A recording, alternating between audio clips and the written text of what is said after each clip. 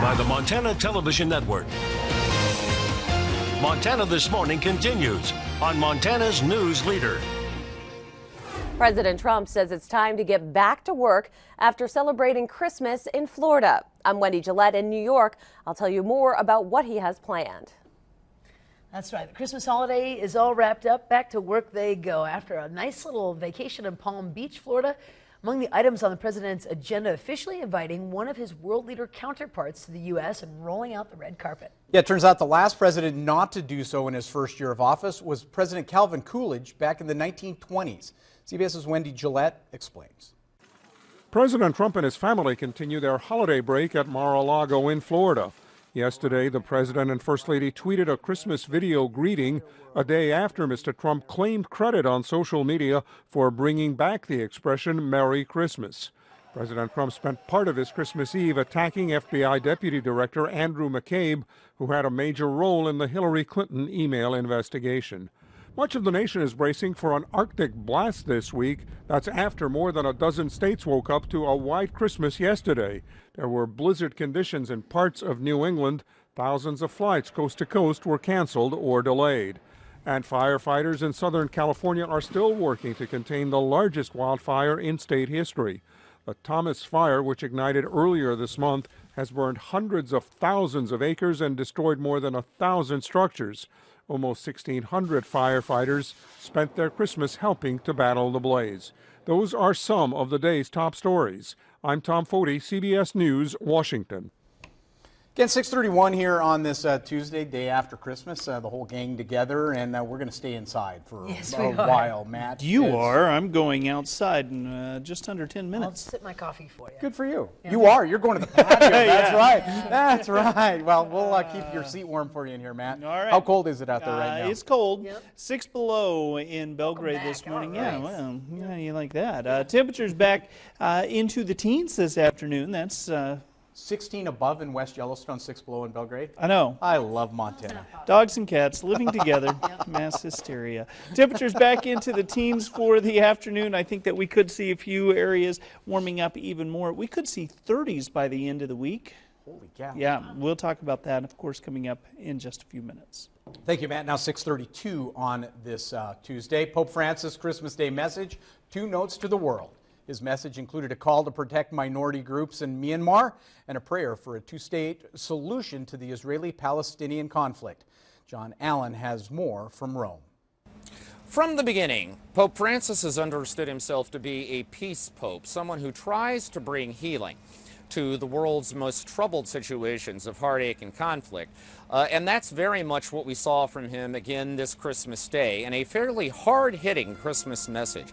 The Pope reviewed the global situation. He began in Jerusalem, where President Donald Trump's controversial recent decision to relocate the American embassy in Israel has stoked tension and created fears of a wider conflict. The Pope prayed for peace and reiterated the Vatican's long-standing support for a 2-state solution to the Israeli-Palestinian conflict. Then the Pope discussed Myanmar, a country that he visited in late November, calling for greater respect for the dignity of minorities there, though pointedly, without using the word Rohingya, just as he avoided that word when he was on the ground in the country. That was in response to a plea from his own cardinal in the country, who warned that it might inflame sentiment among hardline Buddhist nationalists and end up making the situation worse. Then the Pope mentioned Venezuela, Ukraine, Iraq, Syria, Yemen, a variety of African nations, the Korean Peninsula, and the fears of a nuclear exchange there. Basically anywhere in the world where a conflict is either underway or there is fear that it might break out.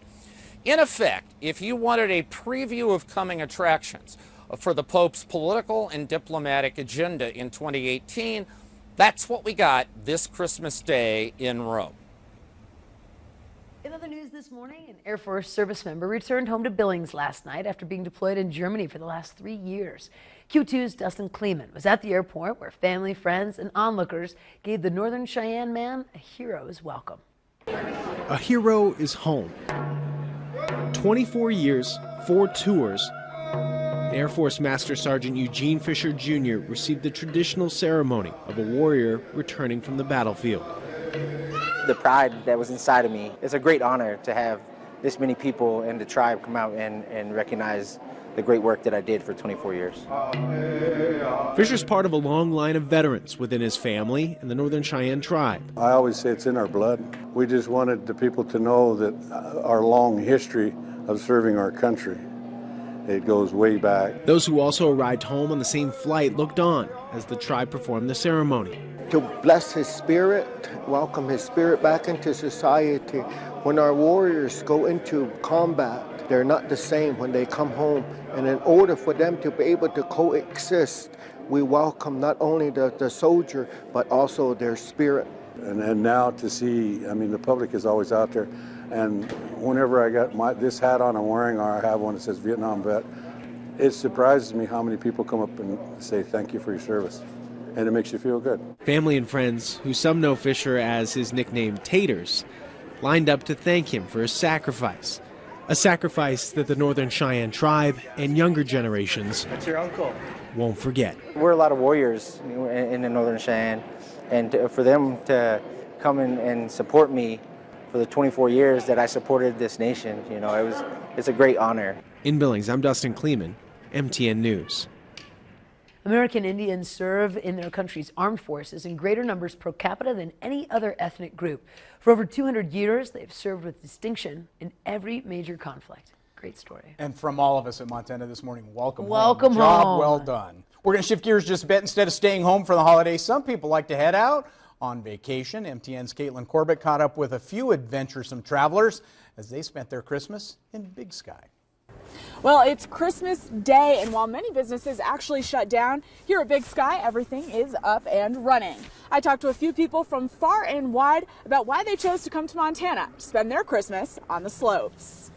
Patricia Pallett and her family came all the way from London to see what Christmas in the Big Sky was all about.